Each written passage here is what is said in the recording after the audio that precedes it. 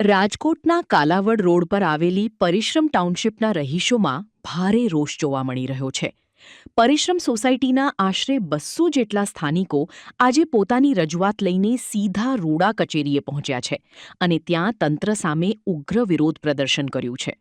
સ્થાનિકોનો ગંભીર આક્ષેપ છે કે જે લોકોને ખરેખર ઘરની કોઈ જરૂરિયાત જ નથી તેવા વગદાર કે બિનજરૂરી લોકોને રૂડા દ્વારા આ આવાસ ફાળવી દેવામાં આવ્યા છે.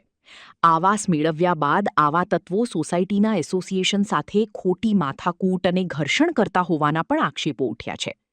સોસાયટીની શાંતિ ડહોળાતી હોવાના કારણે આજે પરિશ્રમ ટાઉનશીપના એસોસિએશનના હોદ્દેદારો સહિત મોટી સંખ્યામાં મહિલાઓ પણ રૂડા કચેરીએ ન્યાયની માંગ સાથે દોડી ગઈ છે. સ્થાનિકોની માંગ છે કે આવાસ ફાળવણીમાં થયેલી ગેરરીતિઓની યોગ્ય તપાસ થાય. હવે જોવાનું એ રહેશે કે રૂડાના અધિકારીઓ આ મામલે શું પગલાં લે છે. રાજકોટમાં પરિશ્રમ સોસાયટીના રહીશો રૂડા કચેરી ખાતે એકત્ર થયા છે અને રજૂઆત કરવા પહોંચ્યા છે. મોટી સંખ્યામાં લોકો છે તે એકત્ર થયા છે. તેમની સાથે શું નામ આપનું? સાહેબ, મારું નામ નિલેશભાઈ મહેતા છે. હું પ્રમુખ તરીકે 4 વર્ષથી પરિશ્રમમાં સેવા આપું. શું રજૂઆત કરવા આવ્યા છો? સાહેબ, અમારી રજૂઆત એવી છે કે રૂડાએ કોઈ સર્વે કર્યા વગર જેમને પ્રધાનમંત્રી સાહેબનું, નરેન્દ્ર મોદી સાહેબનું સપનું છે ઘરનું ઘર ગરીબ માણસોને મળી રહે તે માટે, પણ આ લોકોએ કોઈ સર્વે કોઈ જોયા વગર જેમને જરૂર નથી એવા લોકોને ઘર આપી દીધું છે, જે અલગ અલગ નામથી રાજકોટની 4 થી 5 આવાસ યોજનામાં ફ્લેટ ધરાવે છે.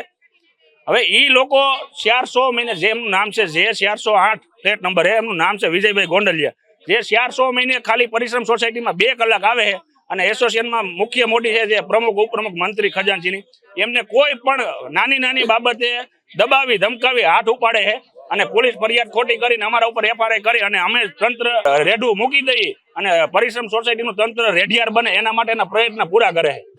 શું આપની શું માંગ છે? માંગ તો એ કે 200 જણા આવ્યા છે, એ એમનો ફ્લેટ કેન્સલ રૂડા દ્વારા કરવામાં નહીં આવે ત્યાં સુધી અહીંથી એકેય વ્યક્તિ ઊભો નથી થવાનો. આપની શું મુખ્ય માંગ છે? હવે મુખ્ય માંગ એમનો ફ્લેટ રદ થાય અને મુખ્ય મુદ્દો અમારો બીજો એ છે કે ત્યાં ભાડે દેવાની મનાઈ છે 7 વર્ષ સુધી, છતાં પણ 30% ફ્લેટ ભાડે દેવાઈ ગયા છે, છતાં પણ રૂડાની આંખ ઉઘડતી નથી. અવારનવાર રજૂઆતો કરી. જે રીતે તમે કહી રહ્યા છો કે 4 થી 5 ફ્લેટ છે, આપની પાસે શું એમનો પુરાવો છે? સાહેબ, મારી બાજુમાં જ એક આદિત્ય 79 આવેલી છે, ત્યાં એ પણ એમના નામનો ફ્લેટ છે અને પરિશ્રમમાં પણ એમના નામનો, પણ અહીંયા એમના નામનો હોય, બીજા એમના વાઇફના નામનો હોય, પણ કાયદેસર પ્રધાનમંત્રી આવાસ યોજનામાં એવો નિયમ છે કે એના વારસદારને પણ એને બીજો ફ્લેટ ન મળે.